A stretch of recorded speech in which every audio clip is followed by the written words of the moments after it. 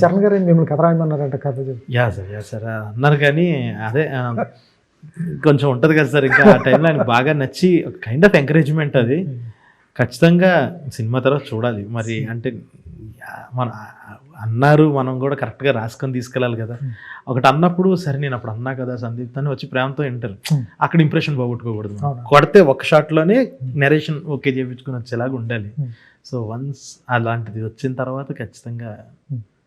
కాదు, ఇందాక స్టూడియో చుట్టూ తిరిగాం అది ఇది అన్నారు, ఎప్పుడు తిరిగేవాళ్ళు ఇదంతా స్టూడియోల చుట్టూ తిరగటం? షూటింగ్ 2013 ఆ టైంలో స్టూడియోల చుట్టూ తిరగటం అంటే సార్, అంటే అన్ని ప్రీ రిలీజ్ ఫంక్షన్లకు వెళ్ళటం, మనం ఆల్రెడీ ఇండస్ట్రీలకు అన్నిటికి వెళ్ళేవాడి అండి, ఏది మిస్ అవ్వకుండా ఎలాగలాగ పార్సల్ సంపాదించేసి ఎవడో ఒకరిని పట్టుకొని.